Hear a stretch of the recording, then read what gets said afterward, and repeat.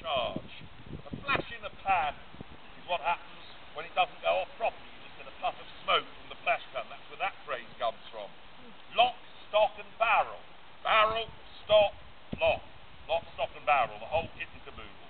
Now to load and fire one of these things is actually quite difficult and dangerous, but they can be taught to soldiers in a day or so, and then it becomes a hugely formidable weapon.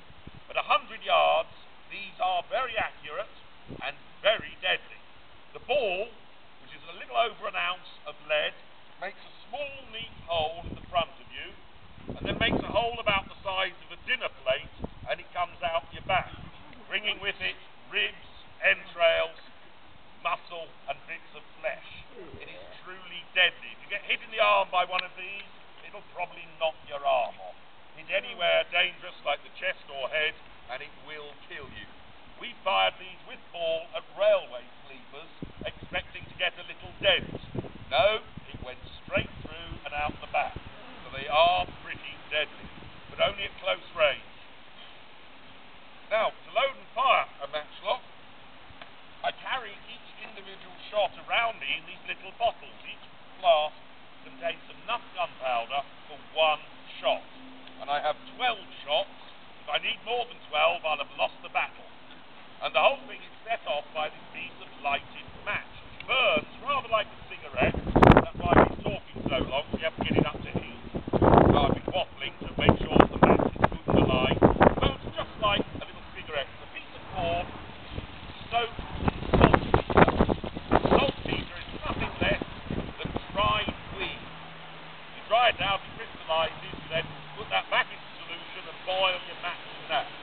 So, some of you by now will have realized that not only am I loaded with gunpowder, I'm carrying a naked match. This is a recipe for disaster. And often musketeers literally blew themselves up. Oh. The end of this demonstration will consist of a pair of smoking shoes on the ground. So I have to very carefully always keep the lighted match in your left hand. Always handle gunpowder in your right hand. That way, nothing can go wrong. Allegedly. They are very susceptible to damp, because I'm using loose gunpowder, and are very susceptible to match that is a bit dodgy or doesn't burn really hot, so I'm going to attempt to get off 2 shots. I might not, it might end in a flurry of embarrassment, but you never know. 2 shots is what I said.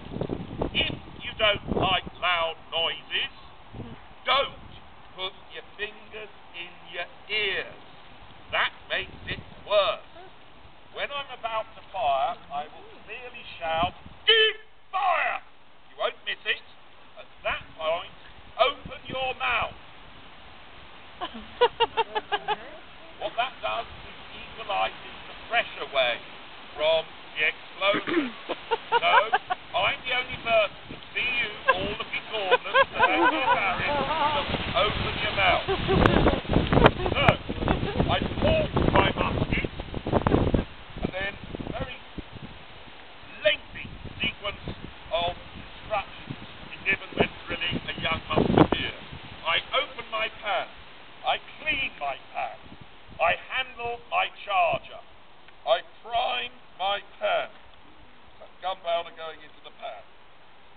Close the pan. Shake off my loose powder.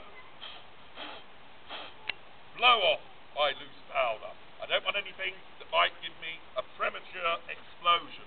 I cast about my musket. I handle my charge.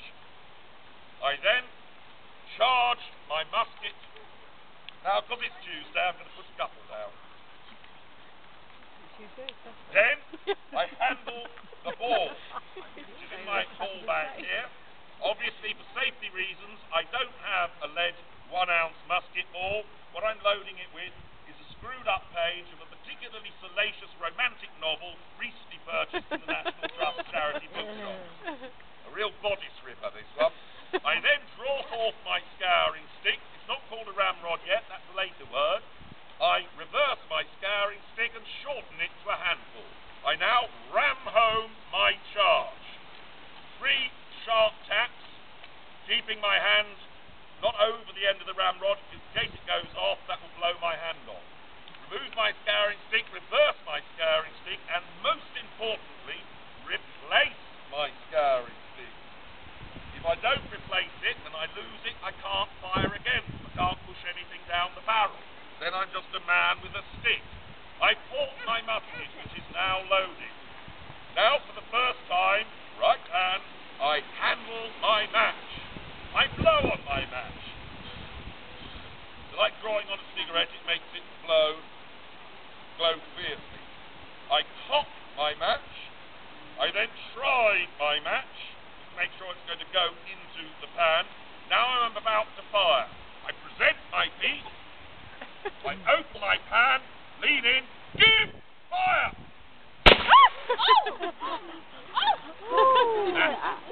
Yeah.